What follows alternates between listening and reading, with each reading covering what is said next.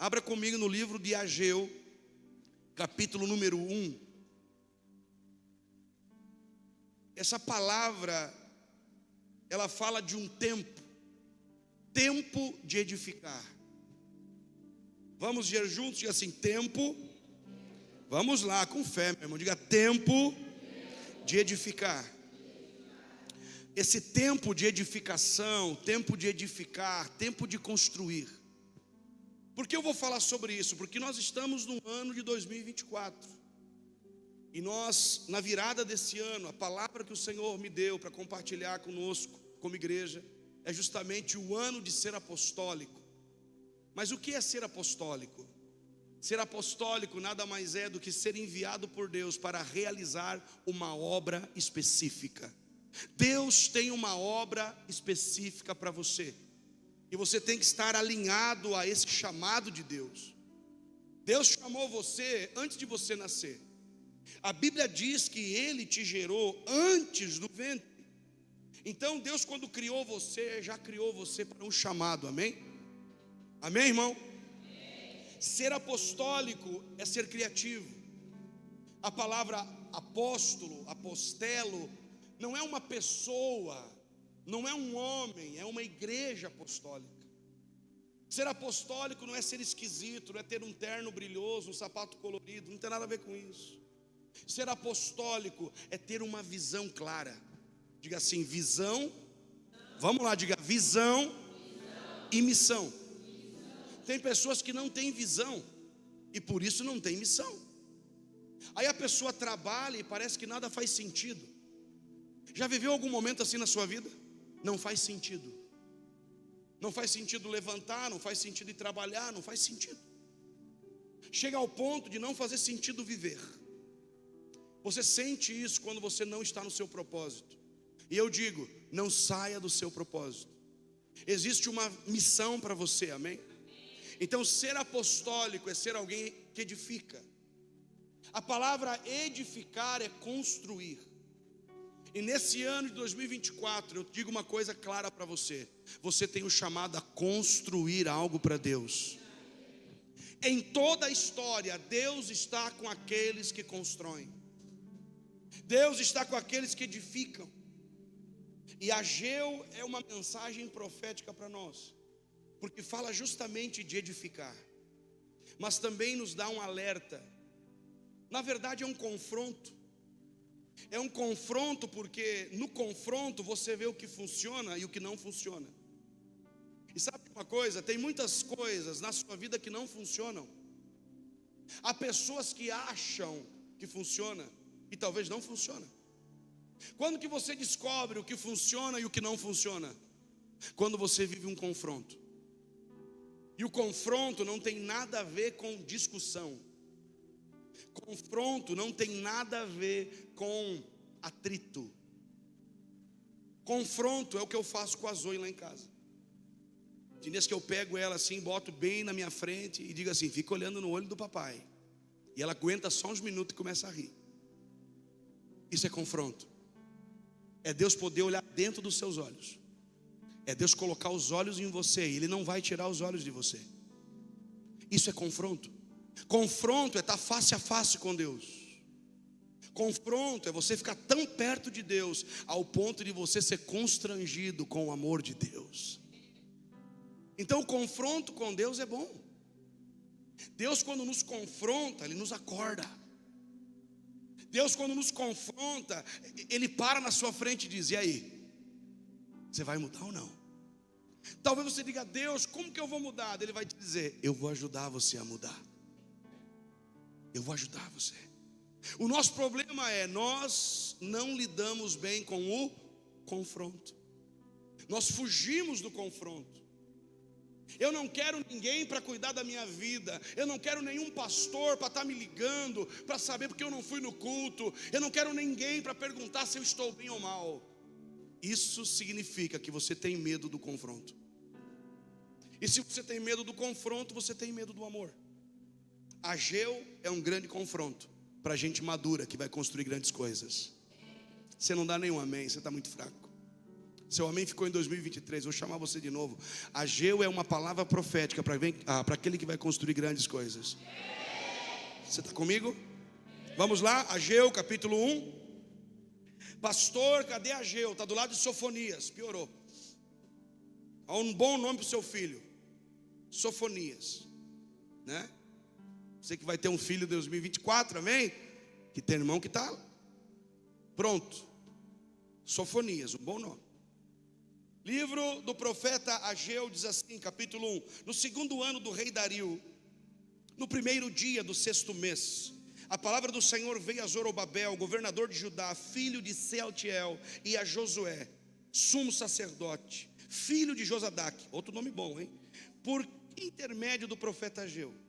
Assim diz o Senhor dos exércitos: este povo diz, não chegou ainda o tempo de edificar a casa do Senhor. Esta palavra do Senhor veio por intermédio do profeta Ageu. Por acaso é tempo de habitardes em casas bem acabadas? Ou algumas versões vão dizer apaneladas, é a mesma coisa. Enquanto este templo continua em ruínas. Assim diz o Senhor dos exércitos: considerai o vosso passado. Semeaste muito e colheste pouco. Comeis, mas não vos fartais. Bebeis, mas não vos saciais. Vestivos, mas ninguém se aquece. E o que recebe salário, recebe-o para colocá-lo num saco furado. Assim diz o Senhor dos exércitos: considerai o vosso passado. Considerai o vosso passado. Subi ao monte, à montanha, para trazer madeira e edificai o templo. Eu me agradarei dele e serei glorificado, diz o Senhor. Esperaste muito, mas veio pouco. E esse pouco, quando o levastes para casa, eu o dissipei com um sopro. Por que motivo? Diz o Senhor dos exércitos: porque o meu templo está em ruínas, ao passo que cada um de vós cuida da própria casa. Por isso os céus retiveram o orvalho e a terra reteve os seus frutos por vossa causa. Mandem vir a seca. Deus está dizendo: eu mandei vir a seca sobre a terra, sobre as colinas, sobre o trigo, sobre o vinho novo, sobre o azeite e sobre tudo o que a terra produz. Também sobre os homens e os animais e sobre todo o seu trabalho. Então Zorobabel, filho de Sealtiel, e o sumo sacerdote Josué, filho de Josadaque, com todo o restante do povo, obedeceram à voz do Senhor seu Deus e as palavras do profeta Ageu, a quem o Senhor seu Deus havia enviado. E o povo temeu o Senhor. Então Ageu, o mensageiro do Senhor, trouxe ao povo esta mensagem do Senhor: eu estou convosco, diz o Senhor. Você pode dizer um amém melhor por essa palavra? Entendendo que o livro do profeta Ageu é o primeiro livro profético depois de um tempo de exílio. O povo ficou escravo durante muito tempo. E esse povo parado, escute, estavam parados. Porque exílio é prisão. Toda prisão tem o poder de parar você. Se existe agora alguma área aprisionada na sua vida, essa área de prisão pode fazer você parar. Agora, olha que interessante. Ao sair, ao romper de um tempo de exílio, o que rompeu foi a palavra. O primeiro livro profético depois de um tempo de exílio, de prisão, é o livro do profeta Ageu. A palavra tem o poder de tornar a sua vida livre em todas as áreas. Nada consegue prender a palavra. A palavra de Deus tem um poder tão grande de tornar livre aquele que está preso. Por isso que o diabo não quer que você entenda a palavra. Por isso a maior luta de uma pessoa é ler a Bíblia. Você encontra cristãos que nunca leram a palavra. Nunca. A gente se depara com pessoas que não têm uma cultura bíblica. E você recebe ou percebe isso na forma das pessoas falar, na forma dessa pessoa agir. O fato é que há algumas coisas muito parecidas no tempo de Ageu e no nosso tempo. Diga assim, algumas coisas. Você veio para o culto mesmo? Então me ajuda, diga algumas coisas parecidas nos nossos dias. Primeira coisa parecida com o tempo de Ageu, uma paranoia espiritual. Escute isso, você vai ver muita gente com paranoia espiritual. Nos dias do profeta Ageu tinha uma paranoia. A palavra paranoia eles estavam com a mente confusa. Anos no exílio, e agora quando saíram do exílio pensaram assim: vamos cuidar de nós. O homem está querendo ser o centro da vida. Escute isso, quando o homem é o centro, tudo dá errado. Quando o homem é o centro das atenções, e tem gente que é assim: eu amo ser o centro. Há pessoas que querem estar no centro da vida de outras pessoas. Isso é muito perigoso. É perigoso quando você quer estar no centro da sua vida. Quando você está no centro da sua vida, tudo é para te satisfazer. Tudo é para suprir a sua vontade. E qual é a vontade melhor? A sua vontade ou a vontade de Deus? Fale para mim. Mas para que a vontade de Deus se cumpra na sua vida, a sua vontade tem que morrer. Então, olhe bem, no confronto com Deus, é o encontro de duas vontades. Olhe para mim, o confronto com Deus é o encontro de duas. Oi? E a vontade de quem prevalece? Nem sempre. Porque Deus respeita o seu livre-arbítrio. Se você diz que é assim, que tem que ser assim, Ele diz: tudo bem, será do teu jeito. Deus te deu o livre-arbítrio para você escolher, e você pode escolher a tua vontade ou a vontade de Deus. Mas para ter a vontade de Deus tem que haver morte. Por isso que o confronto com Deus sempre vai matar alguma coisa. Desconfie de pessoas que não olham nos seus olhos. Desconfie de gente que fica olhando para o chão. Você está conversando, a pessoa está assim. Desconfie.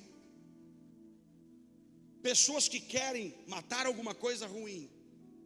Porque o que Deus vai matar não é alguma coisa boa, é algo ruim em você, amém? Você está aqui? Então, paranoia espiritual é gente que vê demônio em tudo, já viu isso? Viu demônio na roupa, viu demônio, calça ali. É ali não, fidodido. Lembra? Tem gente paranoica. Tem gente com paranoia religiosa. Tem gente com paranoia, essas paranoias espirituais. Tem gente que gosta de ser enfeitiçado. Tem gente que gosta do espírito de adivinhação. Tem gente que corre atrás disso. Esses shows que tem por aí. Tem gente que tem paranoia espiritual. A pessoa teve um sonho que não era bom, então ela diz assim: meu Deus, esse sonho vai se cumprir na minha vida. Não, calma. Você pode se tornar paranoico. Tem gente com paranoia, sabe? O fulano lá ora, vai lá pedir oração. Fulano lá ora, me dá o WhatsApp que eu vou chamar. Tem gente que vive como um paranoico. E essa paranoia espiritual confunde, diga assim, confusão. O que tem de gente confusa? O que tem de pastor paranoico? Por exemplo, alguém trai você, daí você diz assim: nunca mais vou confiar. Vive paranoico. Entra num surto psicótico. Quem está me traindo? Quem será o próximo? Tem gente que é assim. Há pessoas que contaram um segredo para outros, e talvez aquele segredo se espalhou. A pessoa diz: nunca mais vou contar nada do meu coração. O problema é, você vai engasgar com muitas coisas, e vai ter que abrir o seu coração para alguém. Outra questão que tinha nos dias de Ageu, vamos só dar a introdução hoje. Nos dias de Ageu também tinha suicídio espiritual. Diga assim, paranoia espiritual e suicídio espiritual. O que é o suicídio espiritual? Quando alguém sabe que tem um chamado e não cumpre. Quando alguém sabe que Deus chamou para algo e não diz sim. Você pode ter, pastor, suicídio espiritual o que é? É matar o seu chamado. É matar a sua missão. Tem gente que comete suicídio espiritual todos os dias. Deus chamou você para ser luz naquele lugar, mas você está apagado. Deus chamou você para ter uma capacidade profética de liberar destinos, e você diz: não, é coisa da minha cabeça.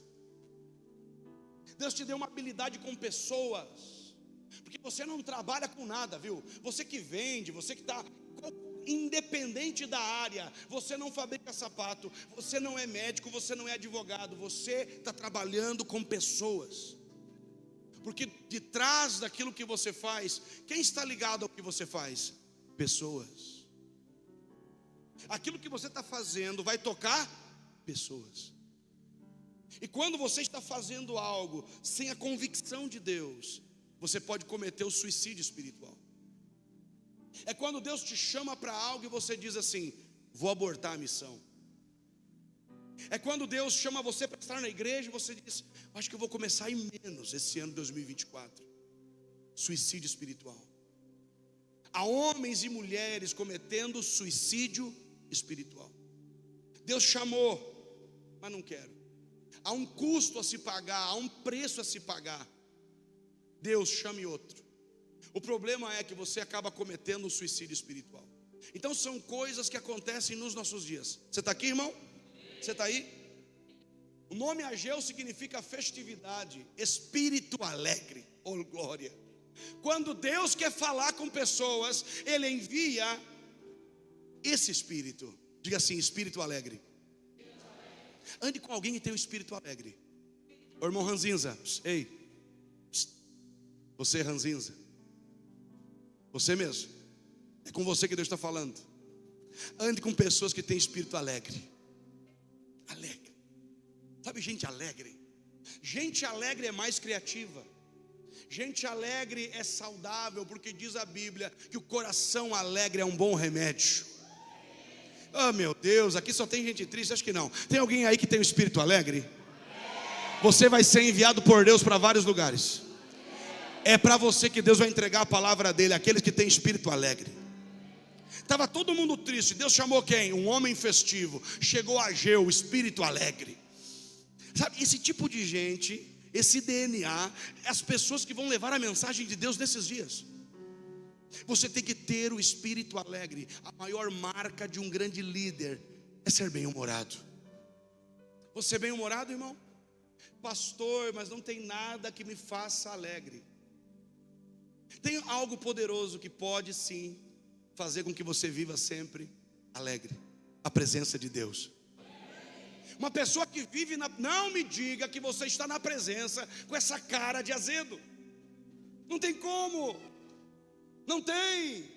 Porque alguém que está na presença está face a face com Deus. E Deus não está assim: ah, céus, ah, vida. Deus não está com depressão olhando para o mundo. Deus está no seu trono, diz a palavra, e no seu trono Ele ri. Você ouviu, irmão? Eu gosto de gente que tem risada estranha. Não tem ninguém com risada. Nayá tem uma risada esquisita. Gente que ri, sabe? Gente alegre. É esse tipo de gente que vai levar a mensagem. E eu oro para que ele consiga aqui levantar pessoas com espírito alegre. Alguém vai dizer: fique mais um pouco, você chegou aqui, alegrou tudo, fique aqui, vamos promover você. É você que tem esse espírito alegre, festivo. Tem gente que é bom de festa, não é? Mas tem gente que caça um velório, não visita a família, mas morreu um lá e diz: vou ter que ir. Morreu o titio. Tenha tempo com a família, e cada momento com a família tem que ser festivo, amém? Diga assim: eu tenho. Ah, você tem mesmo? Fala de verdade. Diga: eu tenho o espírito alegre. Quero ver na sua cara. Você sabe o poder que isso aqui tem? Você não sabe, senão ficaria sempre assim, ó. Se você tiver alguma dor no seu corpo e você esboçar um sorriso, a dor diminui. Às vezes eu estou na esteira.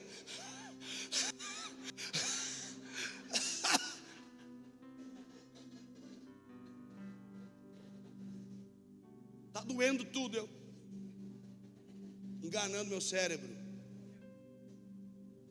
Você está lá no box, você vê que o cara de vez em quando assim, ó, está com uma costela quebrada e está lutando. A sua face nesse dia. Tira uma foto sua, antes e depois deste culto. Porque talvez até aqui você não tinha motivo nenhum para se alegrar, mas a próxima foto você vai estar assim, ó. Eu tenho um Redentor que vive. Eu tenho a alegria do céu.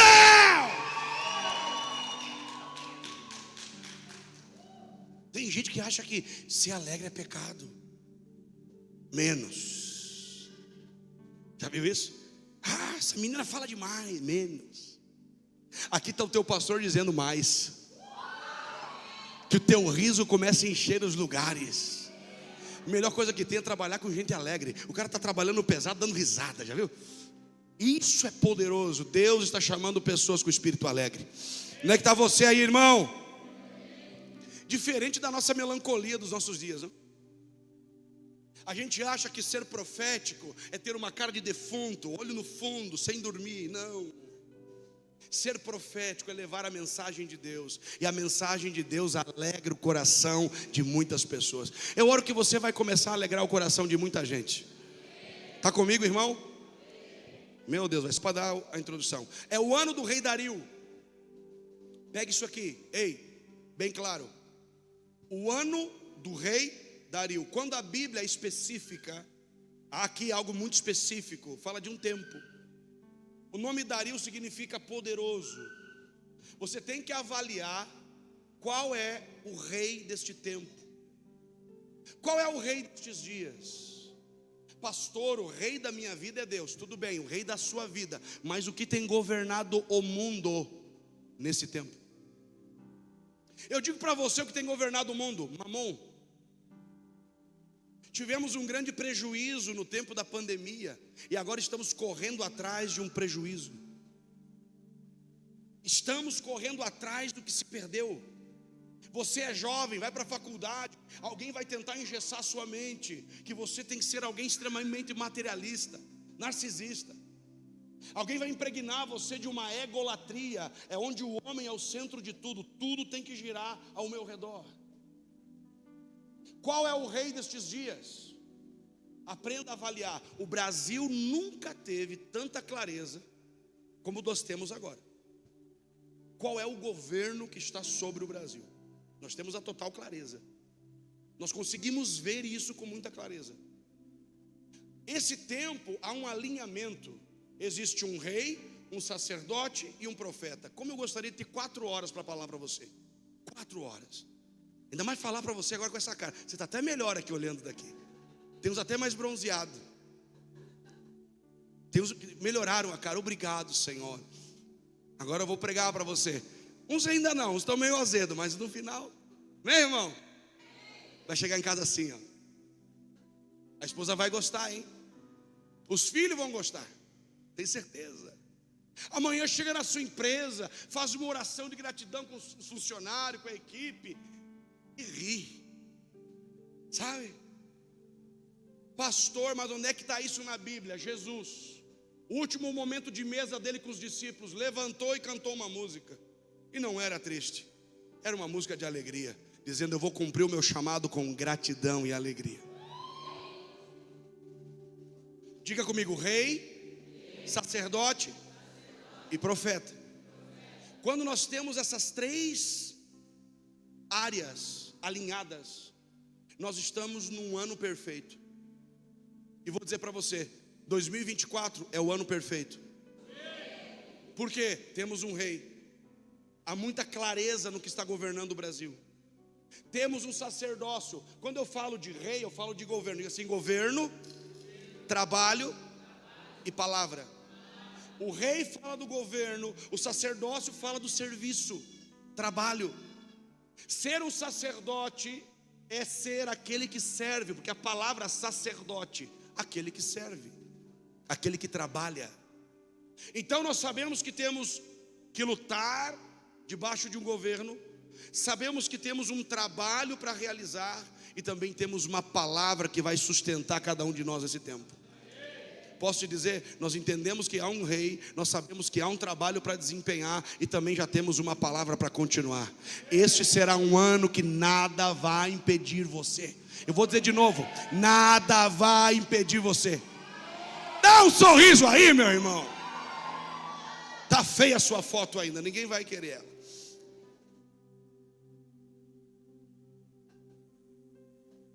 Eu estava numa igreja uma vez, eu sempre falava assim: dê o seu melhor sorriso para Jesus. E eu estou lá pregando, lá no norte eu estava. E eu disse assim: se alguém está entre nós que não podia dar um sorriso porque não tinha um dente, Deus te dará um dente agora. E uma mulher começou a gritar. Ela veio e disse assim: pastor, eu tenho que testemunhar agora, estou sentindo um gosto de flúor na minha boca. E eu fui agora no banheiro ver, eu não tinha um dente na frente, e o meu dente cresceu agora. Deus faz isso. É que você não quer, na verdade, não? Você não sabe o governo que está sobre você. Deus está te pedindo um novo trabalho e você está dizendo: vou diminuir. Cuidado. Ou você trabalhará para Deus ou trabalhará para um outro governo. Temos que ter o rei, sacerdote e o profeta. Diga: rei, sacerdote e profeta. Temos um rei sobre você que é Jesus, amém? Temos você que é um sacerdote na sua casa, no seu lar, na sua empresa. Temos mulheres aqui levantadas ao sacerdócio em nome de Jesus. E temos uma palavra que vai sustentar você. Então, com o perfeito alinhamento, eu digo para você: esse é o seu ano perfeito. Você está entendendo? Ageu está dentro dessa condição de um ano perfeito. Diga para a pessoa do seu lado: você está no ano perfeito. Você está entendendo? Percebe uma coisa? São unções trabalhando juntas. Nós temos um alinhamento, nós temos algo que está alinhado, algo que está conectado. Agora, interessante é, Ageu está sozinho. Ele trabalha com mais um profeta chamado Zacarias. Olha que poderoso. Sei que você lembrou do Zacarias dos Trapalhões. Você lembrou dele, né? Você lembrou do irmão Zacarias, eu tenho. Olhe bem, diga assim comigo: uma parceria para realizar o chamado. Você nunca vai realizar o seu chamado sozinho. Você precisa ter uma parceria. Eu quero ser parceiro no seu chamado. Se você tem um chamado, aqui estou, quero investir no seu chamado. Ei, estou falando com alguém. Tem alguém aqui que tem um grande chamado em Deus? Eu quero investir no seu chamado, eu quero orar pelo seu chamado, eu quero abençoar o seu chamado, eu quero enviar você para o seu chamado. Talvez você está tentando fazer tudo sozinho. Ageu chegou e se conectou com Zacarias. Os dois se conectaram. Tenha conexão com pessoas que edificam. Tenha conexão com pessoas que trazem você para o seu chamado. Se conecta com pessoas que te abrem teus olhos. Se conecte com pessoas que te confrontam. Aqui há uma parceria para realizar. Diga assim: eu estou procurando parceiros ministeriais. Posso dizer uma coisa? Você vai encontrar dentro dessa casa. Pastor, como é que eu vou encontrar alguém para ser um parceiro ministerial? Alguém que me ajude. Porque tem dias que você não tem força de orar, né? Ou você ora bem todos os dias? Oi? Eu não consigo. Porque eu tenho amigos, eu tenho alianças de fé. Hoje ainda, antes de sair de casa, um me ligou e disse: você está sumido, mas eu estou orando por você. Aliança ministerial. Falei: por bem, rapaz, estava sumido mesmo, me perdoa. Amanhã a gente conversa já. Por quê? Porque existem parcerias saudáveis. Está me ouvindo? Nem todo mundo vai faquear você pelas costas, nem todo mundo vai criticar você. Esqueça isso. Existem boas conexões para você. E eu quero abençoar que você tenha boas conexões neste tempo, com pessoas que vão te ajudar a edificar. Você está aí, meu irmão? Você é poderoso demais. Vamos correr. Vamos adiantar isto. É interessante essa parceria, essa aliança. São pessoas diferentes, mas mesmo assim conseguem trabalhar juntas. Você consegue trabalhar com gente diferente de você? Essa é a maior batalha. O maior desafio é você se conectar com pessoas diferentes. Mas posso te dizer, é o que mais você precisa, de pessoas diferentes para somar com você. Você está entendendo? Então a gente precisa ter esse discernimento. E é interessante que o que o povo está dizendo é diferente do que Deus diz. Diga assim: o que Deus diz. Diga: o que Deus diz é diferente do que o tempo diz. Espera aí, pastor, mas o tempo fala. Sim, o tempo fala. E esse tempo vai tentar falar com você. Percebe uma coisa? Verso 2 diz assim, que o povo está dizendo: ainda não é tempo. Ainda não é tempo. Há pessoas que usam isso como um mantra. O mantra é: não é tempo. Eu posso crescer, mas ainda não é tempo. Eu posso casar, mas ainda não dá para casar. Está 40 anos enrolando. Eu posso mudar de vida, mas ainda não é tempo. A minha pergunta é: quando será tempo para você? Há pessoas que estão se atrasando porque vivem com essa palavra: ainda não é tempo. Tem que deixar algum pecado, mas ainda não é tempo. Eu tenho que estar mais perto da casa, eu tenho que aliançar meu coração, mas ainda não é tempo. A pergunta para nós é: quando vai chegar o tempo? Quando será o tempo certo para você? E eles diziam: não é tempo, mas que tempo é esse? O texto vai dizer: tempo de edificar a casa do Senhor. Olhe bem, eles estão dizendo que não é tempo. E Deus está contrariando isso e dizendo: esse é sim o tempo. Talvez algumas vozes vão dizer: ainda não é o seu tempo.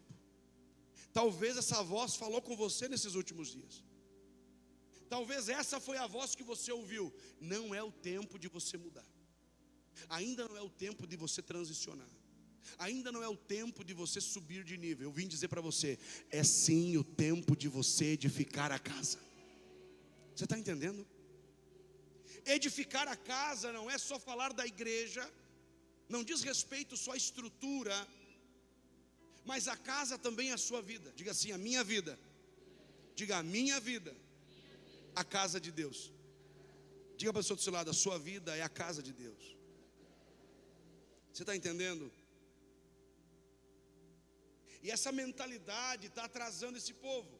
Que o povo está dizendo: ainda não é tempo. Talvez você diz: ainda não é tempo de prosperar. E Deus está dizendo: é sim o tempo de você prosperar. Talvez você está dizendo: ainda não é o tempo de entrar na faculdade. E Deus está dizendo: é o tempo, vai e faça. Sabe, existe um tempo para você agora. E muitos de nós estão se atrasando com essa mensagem negativa.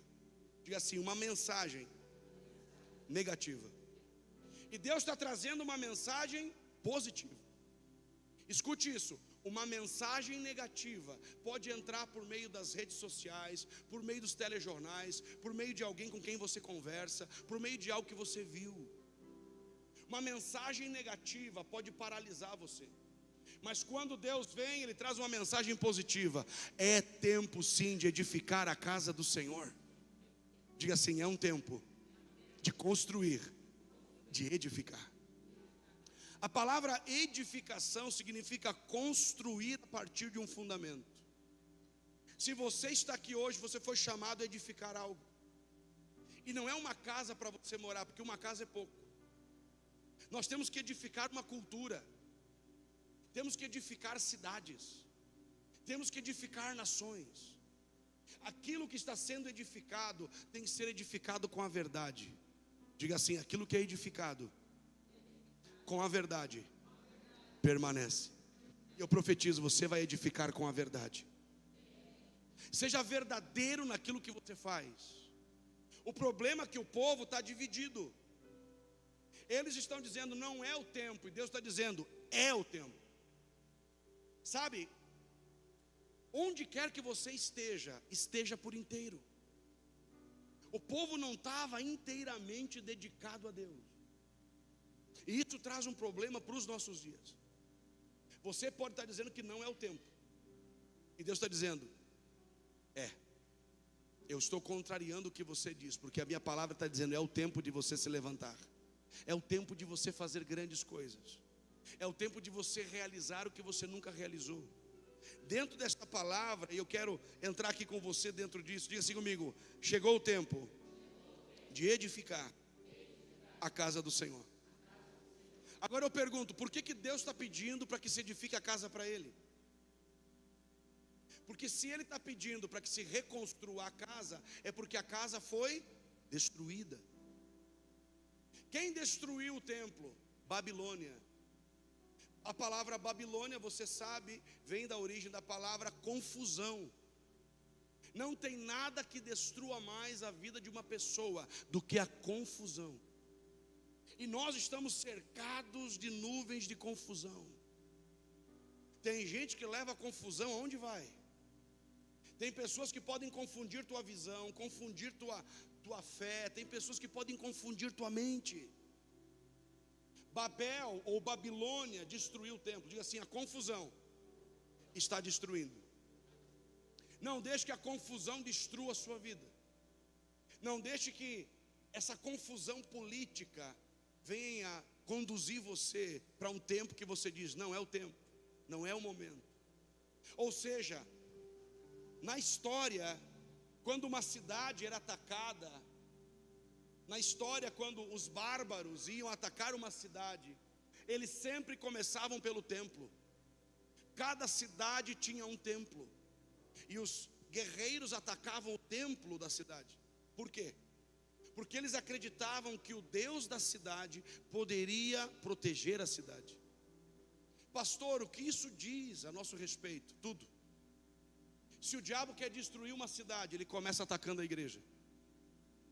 Se o diabo quer destruir uma sociedade, uma comunidade, ele começa atacando a família. Quando Deus tem algo grande para uma cidade, o diabo sempre atacará a igreja dessa cidade. Igrejas relevantes, igrejas que entendem que estão levando uma palavra que pode parecer contrária. Era um tempo que todo mundo dizia: não dá para construir nada. E Ageu está dizendo: é o tempo de edificar a casa do Senhor. Querido, se a casa não estava construída, estava como? E a casa destruída significa o quê? A casa destruída diz que não tinha cultura, não tinha valores, não tinha princípios. Imagina uma cultura, imagina um lugar sem princípios e valores. Porque é isso que a igreja precisa liberar lá fora: princípios e valores. Se não havia igreja, se não havia templo, se não havia casa do Senhor, não havia adoração. Se não havia casa de Deus, não havia comunhão. Se não havia casa de Deus, não havia culto. Ei, escute isso aqui: tem gente que não está nem aí, pode parar culto, pode, sabe, para mim não faz diferença. Não faz, porque você não tem responsabilidade. Há uma palavra tão poderosa, e vai dizer assim no verso 2: assim diz o Senhor dos Exércitos, este povo diz, não chegou ainda o tempo de edificar a casa do Senhor. Esta palavra do Senhor veio por intermédio do profeta Ageu, diz assim: acaso é tempo de habitardes ou estar em casas bem acabadas? Não quer dizer que Deus não quer que você tenha uma vida próspera. Isso aqui não quer dizer que Deus não tem prazer que você more numa bela casa. Não é isso. O problema desse povo é que eles só queriam o seu bem-estar. O nosso problema é quando nós queremos só para nós. A mentalidade de Babilônia é a cabeça de ouro. Lembra lá da estátua de Nabucodonosor? A cabeça era de ouro. Significa o quê? Materialismo. Pessoas que vivem escravas de ter mais. Pessoas que são escravas, sabe, desse desejo desenfreado. Elas só querem ter para si. Ter uma boa casa não é o problema aqui. Você me entende? Ter uma boa casa não é pecado. O problema é quando só o que você quer é a segurança do dinheiro. Esse é o problema. O problema não é a casa, o problema era o descaso com a casa de Deus. Diga assim: a ordem está errada. A prioridade de cada um de nós não pode ser a nossa vida. A nossa prioridade não pode ser as minhas coisas. A nossa prioridade tem que ser Deus e a sua causa. O problema é que a ordem do povo de Deus estava invertida. O nosso problema hoje é, nós estamos colocando uma ordem errada. Não é a casa bem acabada, é a motivação. Diga assim: uma atitude. Deus não está vendo o que você está fazendo somente, Ele está vendo com o coração com o qual você está fazendo. Diga assim: não é a obra, é o coração com que se faz a obra. Você pode estar aqui no culto com a atitude errada. Você pode ser um líder com atitude negativa. Você pode ser um empresário com atitude pessimista. O que você tem que mudar é a sua atitude antes de fazer.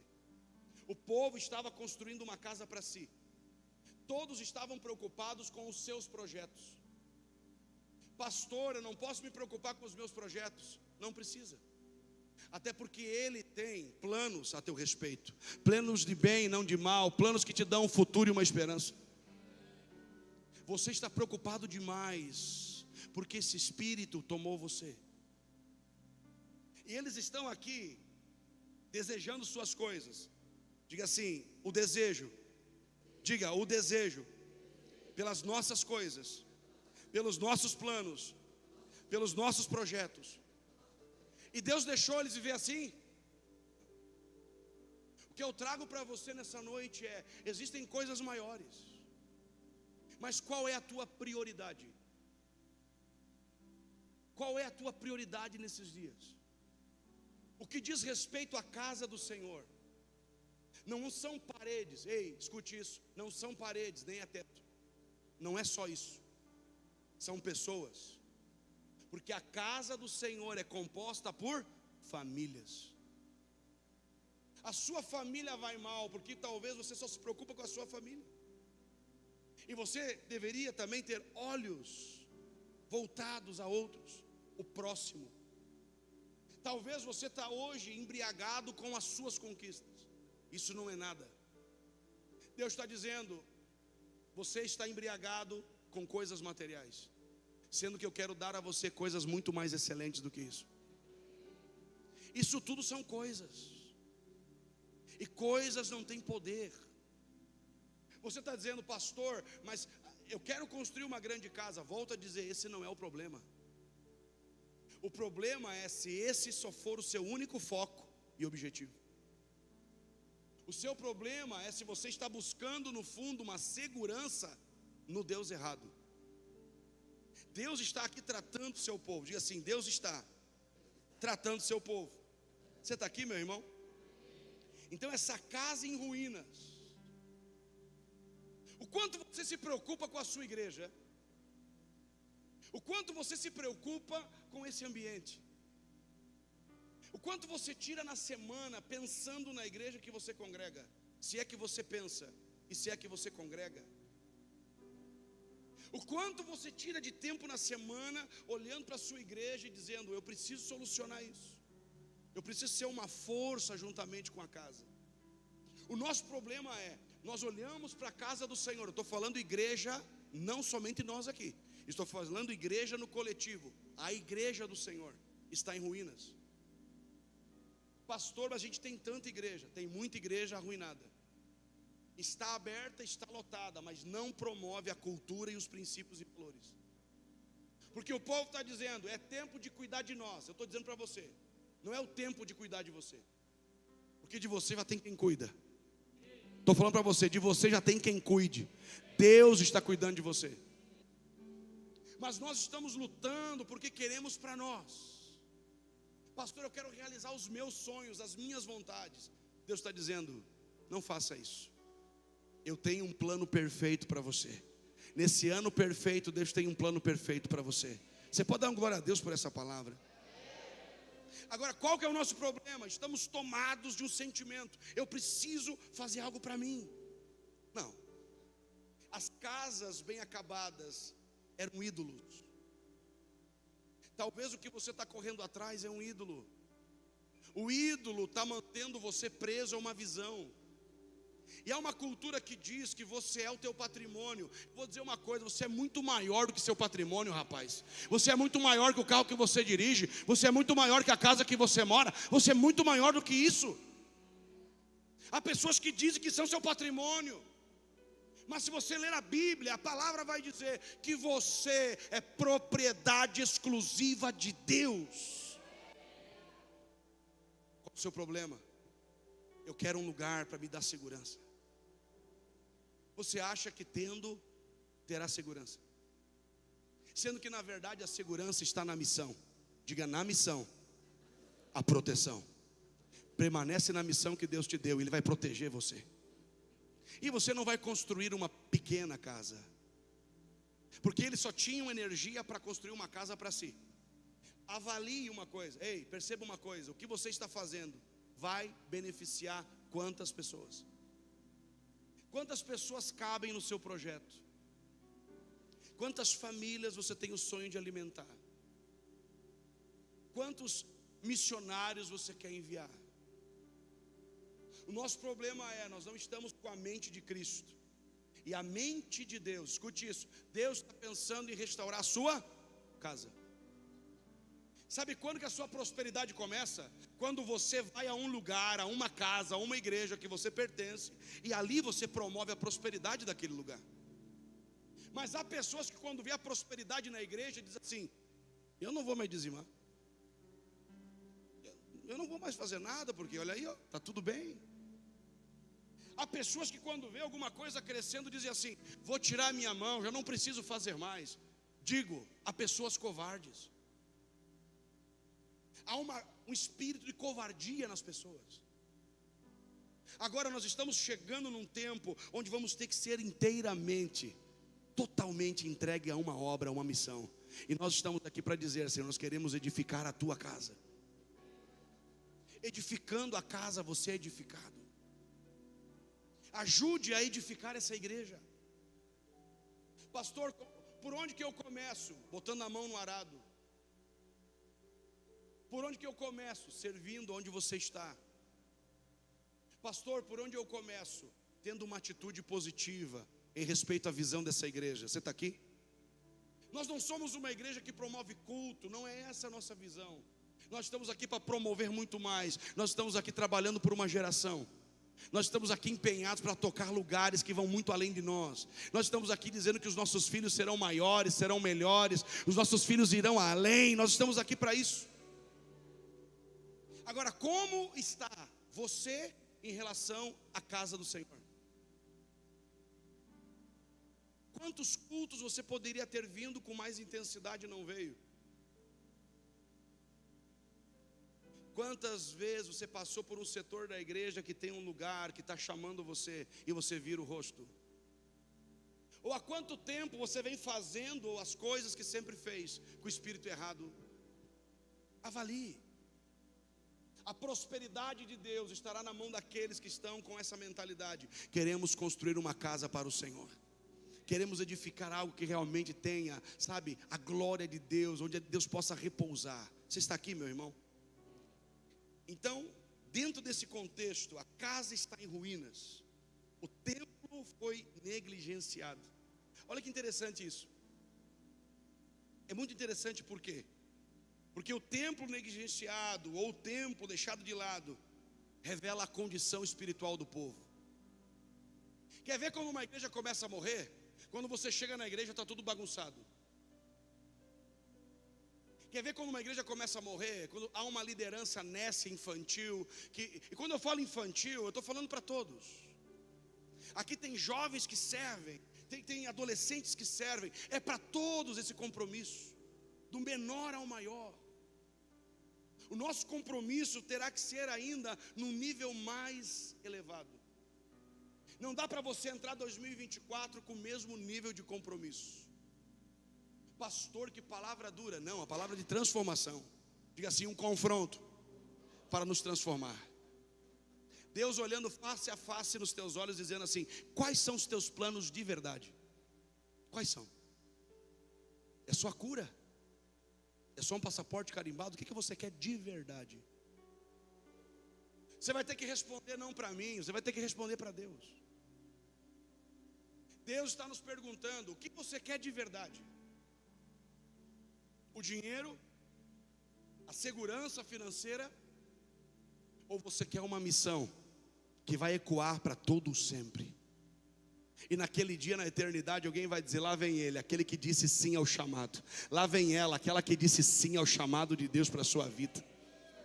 E isso é poderoso. Nós queremos uma segurança na terra, sendo que não fomos criados para isso. A nossa segurança vem do céu, amém, meu irmão? Você está aí, você pode dizer um amém bem forte? Você está crendo? A negligência com a igreja revela o nível de decadência espiritual. Aquele tipo de pessoa que vem para a igreja, sabe, pesada. Aquele tipo de pessoa que você precisa toda hora, mas ninguém me liga. Sabe, aquele tipo de gente melindrosa, aquele tipo de gente infantilizada. Esse tipo de gente não vai realizar nada. É chegado um tempo onde há pessoas maduras. Temos uma missão e vamos realizar. Eu estou chamando você para me ajudar a realizar essa missão. Porque ela é muito grande, não é para um homem só, é para uma grande multidão. E nós estamos aqui para isso, amém? Agora, a negligência com a casa revelou o nível espiritual das pessoas. Quer ver quando uma pessoa começa a cair? É quando ela começa a achar difícil de estar na igreja. É quando ela começa a dar desculpas. É quando ela começa a achar o serviço pesado. Ah, meu Deus, lá vem mais um ano de trabalho. A mentalidade errada pensa assim. A mentalidade do reino pensa: mais um ano para realizar grandes coisas, mais um ano para construir, mais um ano para crescer, mais um ano para estender e aumentar a nossa tenda neste tempo. Mais um ano. Dentro dessa condição, esse templo negligenciado, aqui vamos terminando. Você está aí, meu irmão?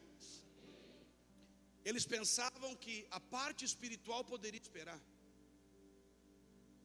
Olha o maior erro de alguém: a pessoa se mede pelo seu nível financeiro. Quer ver como Deus me ama? Olha como eu estou bem financeiramente. Quer ver como Deus está comigo? Olha o que... Não, esqueça. O seu nível espiritual não é medido pelo seu nível financeiro. Há pessoas que só têm isso e são miseráveis. Há pessoas que só têm aquele punhado na terra. Nós estamos ajuntando tesouros nos céus. Como é que se faz isso? Como é que se ajunta tesouro no céu? Fale para mim. Pastor, acho que no céu tem um banco, eu vou jogar minhas moedas para cima. Não. Você ajunta tesouro no céu quando na terra você ganha almas. Você ajunta, você não dá nenhum amém, cara. Você ajunta tesouros nos céus quando você encontra os valores na terra. Pessoas precisam ser tocadas. Mas como você só pensa em você, então como é que você vai pensar no outro? Se você só tem olhos para o teu problema, para a tua vida, você não tirou um dia para orar por alguém. Você não tirou nem um dia os olhos da sua vida para colocar os olhos no próximo. O nosso maior problema é essa crise. A crise gerada pela negligência. Você está aí, meu irmão? Então vai dizer que o templo foi negligenciado. E eles só pensavam que essa vida espiritual pode esperar. Mas a vida material não. Tem gente que é assim. Tem gente que sai da igreja se não prospera. Mas a palavra diz que a prosperidade vai vir sobre você. Mas prosperidade, segundo a palavra, é diferente da prosperidade pregada pelo mundo. Prosperidade, segundo a palavra, é romper com tudo aquilo que te impede de progredir. E eu profetizo, você vai romper com tudo aquilo que te impede de progredir. Porque Deus não vai te dar dinheiro. Escute isso aqui: Deus nunca vai te dar dinheiro. Deus sempre vai te dar algo para edificar. E o recurso para edificar Ele vai trazer para você. Você está me ouvindo? Diga assim: o recurso é dele, mas as mãos são minhas. Ele vai usar tuas mãos para edificar. O recurso Ele vai dar, mas é as tuas mãos que Ele vai usar. Eu vou dizer de novo: o recurso é dele, mas as mãos são tuas. Eu vou dizer de novo: o recurso é dele, mas as mãos são tuas. Você vai ter que participar com Deus. Pastor, o que eu faço? Não negligencie a casa de Deus. Volte ao primeiro amor, tenha um encontro com Deus. E nesse encontro Ele vai olhar face a face para você. E Ele vai te perguntar: até aqui você buscou as coisas erradas. Mesmo na minha casa, no fundo você nunca quis a minha presença. Você talvez está querendo coisas secundárias e não aquilo que é realmente prioridade. Vai dizer assim ainda no verso 3. Eles estavam envolvidos nesse projeto e as prioridades estavam erradas. E dentro dessa condição, no verso 3 vai dizer o seguinte: esta palavra veio por intermédio do profeta Ageu. Eu quero que você pule comigo para o capítulo, verso 5. Assim diz o Senhor dos Exércitos: considerai o vosso passado. Olha que interessante isso. Deus está dizendo o seguinte: antes de olhar para frente, olha para onde? Para trás. Considere o vosso passado. Plantaste muito, mas colheste pouco. Não há resultado. Escute, há pessoas que trabalham muito, que plantam muito, que lutam, mas não tem resultado. Porque o verdadeiro resultado nasce da atitude que você tem. Ou seja, eu estou fazendo algo por fora, mas se não estiver fazendo por dentro, não adianta. Eles olhavam para o futuro, mas Deus está dizendo: considerai. O que é considerar? Avalia. Ei, avalia o teu passado. Trabalhou muito em 2023, trabalhou muito em 2024, conquistou algumas coisas, mas o grande resultado não apareceu. Por quê? Não apareceu porque a causa que você estava trabalhando, a causa pela qual você lutou, não era a causa de Deus, era a tua. A falta do resultado é determinada pela causa. Por qual causa você vai trabalhar 2024? Se você trabalhar para você, vai plantar muito, vai colher pouco. Ou seja, houve uma frustração, diga assim, uma pobreza produzida pela falta de compromisso. Você tem noção de pessoas que vão à igreja e não tem resultado? E acredito que agora a linha do coach vai me dar resultado, ou então aquele treinamento, aquela imersão. Cara, vou te dizer uma verdade muito simples: se a Bíblia não trouxer o resultado, nada vai trazer. Horas de imersão vale de nada. De nada. Sair daqui, tomar banho gelado às 4:30 da manhã, subir num coqueiro, vai mudar nada. O que vai mudar a sua vida é um confronto. O que vai mudar a sua vida é olhar nos olhos de Deus e deixar Ele dizer para você: você está lutando pela causa errada. É ruim ouvir isso, mas é necessário. Dentro desse contexto, o povo está empobrecendo pela falta de compromisso. Eu digo para você, tem pessoas que podem empobrecer pela falta de compromisso, mas a minha oração é que você alinhe nessa noite o teu compromisso com Deus, que você alinhe mais uma vez o teu coração ao propósito de Deus para você. Você está entendendo, meu irmão? Vai dizer que semearam muito, colheram pouco, plantaram pouco, plantaram muito, mas no final colheram pouco. Pouco resultado por conta dessa negligência. O que estava acontecendo na vida dele? O que tinha mais peso? Deus ou as coisas da terra? As coisas da terra.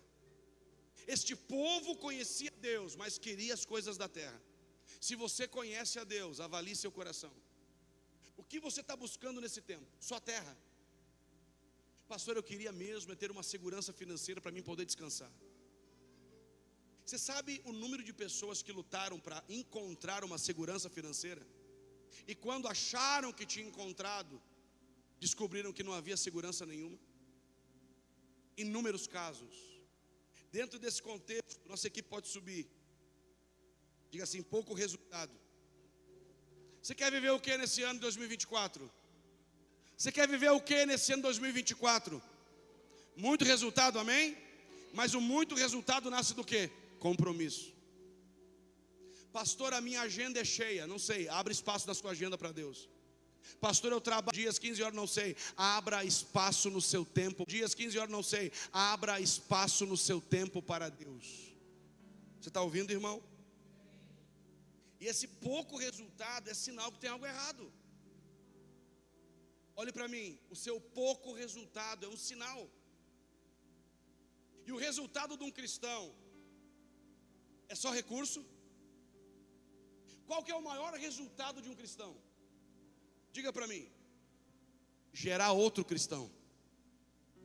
Quantas vidas você gerou no ano passado? Diga para mim.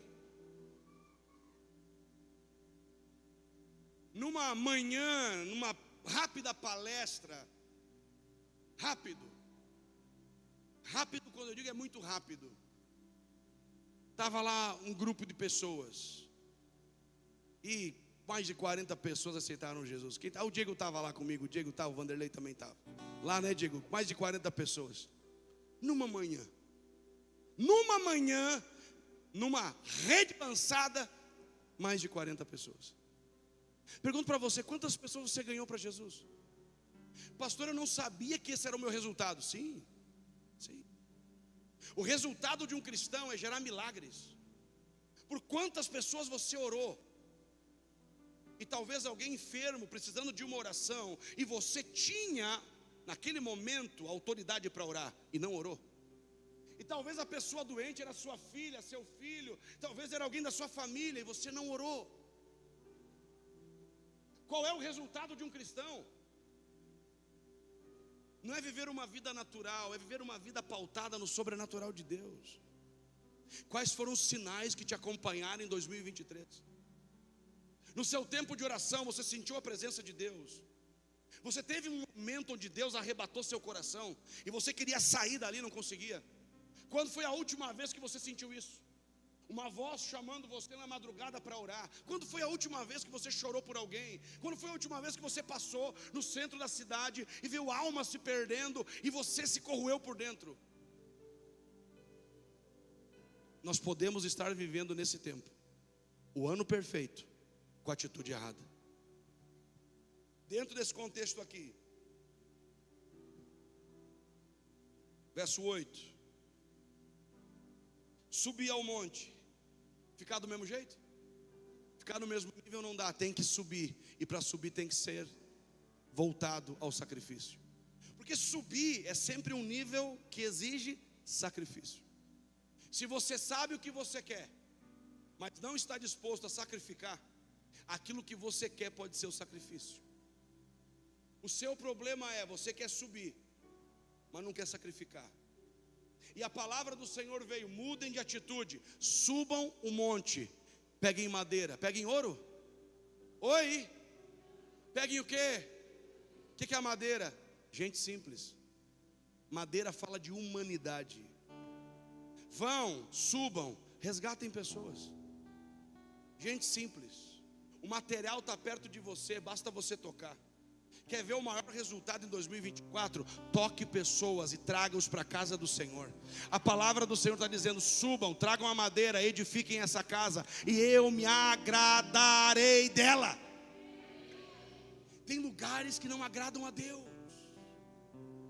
Tem lugares onde é uma ostentação, é um desfile, sabe? O desfile de dons, é uma briga, quem ministra, quem não ministra, isso tudo é lixo. Há uma grande batalha, há igrejas que ficam se degladiando. Ei, irmão, pare com isso. Nosso chamado é edificar uma casa. Eu não sei o que os outros vão fazer, mas nós temos uma palavra: edifiquem uma casa para mim. De lata, de madeira, humano, gente que pode ser tocada, gente que pode ser tocada. O evangelho precisa mais uma vez alcançar pessoas. Alguém vai tocar a tua vida e vai ser tocado pelo amor e pela graça de Jesus. Subir o monte, fique no mesmo nível, fique do mesmo jeito. Há uma palavra para você hoje: suba, encontre a madeira para a casa do Senhor, e eu me agradarei dela. Se Ele vai se agradar da casa, Ele vai se agradar de você que está cooperando com a casa. Há pessoas que não cooperam com a casa, há pessoas que não promovem pela casa, há pessoas que estão correndo atrás dos seus objetivos. Há pastores que querem uma marca, e as pessoas estão congregando em muitas igrejas pela marca da igreja. Sabe, eu acho que a marca, a besta vai ser a marca da igreja. Sabe, cara, eu agora estou lá naquela mega church, franquia church, né? Fast food truck, mega church. Eu estou lá na marca, irmão. Você não pode se converter uma marca de igreja. Você já tem uma marca chamada Reino dos Céus. Deus está procurando alguém que vai estar marcado pela glória de Deus. Mas tem pessoas vendendo a marca. Há franquias aí, agora esse dia me procuraram: olha os benefícios. Irmão, vai para lá com esse negócio. Nós já temos uma missão, um chamado e uma palavra. Nós temos um rei, um sacerdote e profetas. Então vamos avançar nessa missão. Mas há pessoas descontentes que estão se convertendo a uma marca de igreja e não estão se convertendo ao nome de Jesus. Você está entendendo? Mudem de atitude. Diga assim: mudar de atitude. Buscar pessoas simples para construir a casa. Você está entendendo? O que edifica a casa não é a parede, são as pessoas da casa. Você está comigo, irmão? Verso 9: Esperaste muito, mas o que veio foi? O que Deus está dizendo? Vocês esperavam uma coisa, mas veio outra. Vocês queriam muito com a velha atitude, mas a velha atitude está trazendo pouco, porque a sua atitude determina o que você vai receber. Esperaste pouco, mas veio muito. E o pouco que veio, eu soprei. Diga assim, o sopro de Deus. Tem gente que perde tudo, porque Deus vai lá e diz assim, ó, vou soprar. Você não está pronto para isso. O sopro de Deus é favorável para quem está alinhado à missão. Agora o sopro de Deus é contrário para quem está desalinhado à missão. Que neste tempo Deus sopre na sua vida, mas que Ele encontre você alinhado e leve você para frente. Tem coisas que as pessoas perdem no sopro. Estava aqui. Há pessoas que perdem com, rapidamente, perdeu aquilo que tanto queria. Deus está dizendo, eu soprei. Aquilo que você trouxe sendo pouco, eu soprei. Agora, por que Deus soprou? E a causa está aqui. Dissipei com o sopro. Por que motivo? Diz o Senhor dos Exércitos. Porque o meu templo está em ruínas, ao passo que cada um de vós cuida da própria casa.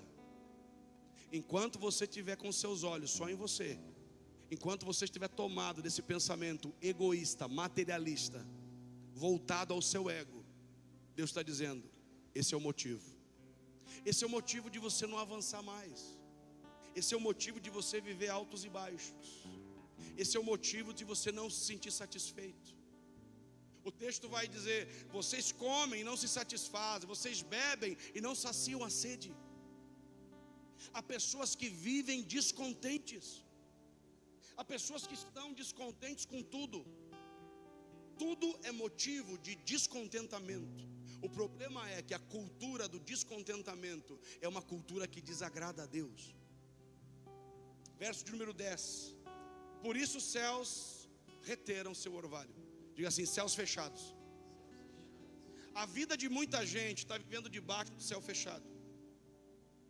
Olhe bem, o povo de Deus que negligenciou a casa de Deus está vivendo debaixo de um céu.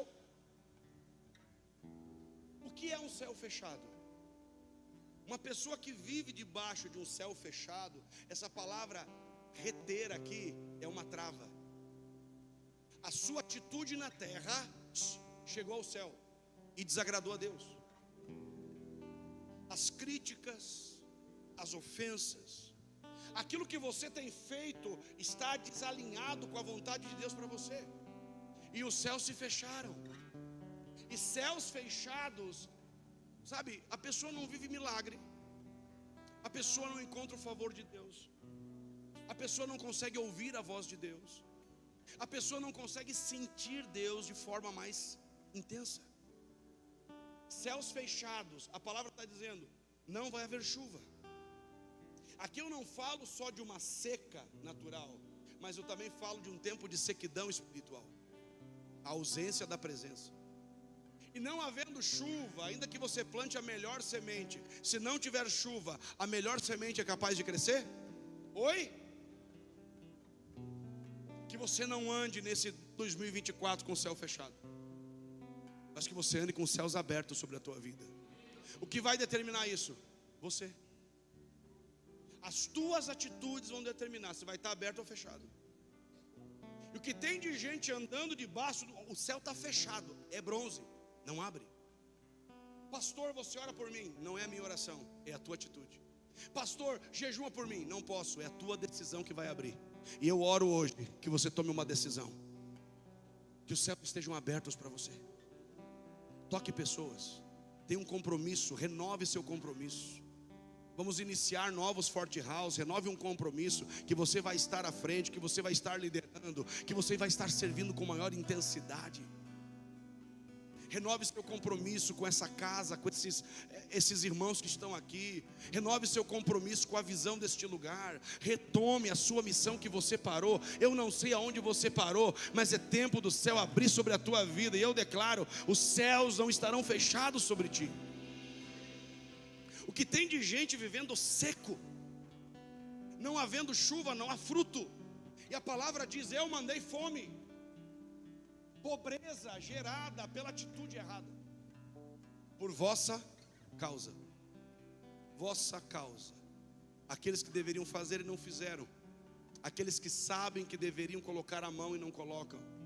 Aqueles que poderiam se comprometer e não se comprometem. Aqueles que ainda estão dizendo: não é tempo. Não é tempo de Deus me usar. Não é tempo de Deus falar através de mim. Não é tempo de eu empreender. Não é tempo de eu crescer. A palavra do Senhor está vindo sobre nós para nos acordar dizendo: é tempo de edificar a casa do Senhor. Você está aí, irmão? Essa desordem causada pela falta do compromisso, e esse processo travando os céus, essa sequidão espiritual, esse tempo infrutífero, tudo isso por conta da influência de um povo. Escute isso: se a casa negligenciada tem o poder de gerar isso, imagina a igreja restaurada. Imagina a igreja desempenhando o seu papel. Imagina a igreja não mais lutando com o fulano, com o ciclano. Não. Cada igreja cumprindo o seu papel. Imagina isso comigo. Se a igreja destruída está gerando isso, imagina a igreja restaurada. O bem que essa igreja vai fazer. Isso aqui é uma anatomia da nossa realidade. A igreja no mundo está assim, correndo atrás de coisas, correndo atrás de uma segurança na terra, sendo que Deus age na nossa zona de insegurança. E aqui, quero que você fique em pé e finalizamos. Verso 12: então Zorobabel, filho de Sealtiel, e o sumo sacerdote Josué, filho de Josadaque, com todo o restante do povo, obedeceram à voz do Senhor. Você me ouviu? Um líder se posicionou, e posicionou todo o povo. A sua posição vai gerar outras pessoas também a se posicionarem. Vou dizer de novo: o compromisso você transfere. Se você estiver do lado de alguém sem compromisso, você vai viver também sem compromisso. Mas se você for filho de alguém compromissado com o reino, você vai dar o compromisso com o reino de Deus. Eu profetizo que nós estamos aqui para ouvir a voz do Senhor, e eles ouviram a voz do Senhor e obedeceram. Obedeça a voz de Deus. Se Deus te chamou para fazer algo, se Deus te chamou, ei, você que tem um chamado de Deus, todos aqui têm. Pastor, eu não descobri o meu chamado. Pastor, eu não sei. O seu chamado começa em Deus. Se aproxime de Deus, que você vai ver o seu chamado se descortinar, ou seja, ele vai se revelar para você. Nessa palavra diz que eles obedeceram a voz do Senhor. Você está aqui? Verso de número 12: todo o povo obedeceu a voz do Senhor. 13: então Ageu, o mensageiro do Senhor, trouxe ao povo esta mensagem. Qual é a mensagem? Depois de tudo isso que Deus falou, depois de tudo isso que Deus corrigiu, o que Deus está dizendo? Eu estou convosco. Você entendeu? Depois de tudo que Deus disse, olha, isso aqui você tem que mudar. Muda a sua atitude, muda o seu desejo. A sua vontade é uma, minha vontade é outra. Depois de tudo isso, Ele está dizendo: eu estou com você, e eu vou te ajudar nessa estação. Eu vou ajudar você que quer edificar uma casa para o Senhor. Eu vou ajudar você que está sonhando com a gente em edificar uma grande igreja. Eu estou chamando você que está dizendo: Deus, eu não quero mais andar sem compromisso. Eu não quero mais andar nessa negligência. Eu sei que Deus está falando com pessoas aqui. Eu estou dizendo para você: não fique negligente ao seu chamado. Se Deus chamou você, responda. Se Deus chamou você, dê uma resposta para Deus hoje. É você e Deus agora. Agora é com você. Agora é você que vai ter que avaliar. Agora é você que vai ter que olhar para dentro de você e dizer: realmente, Deus quer mais de mim. Eu quero me entregar ainda mais.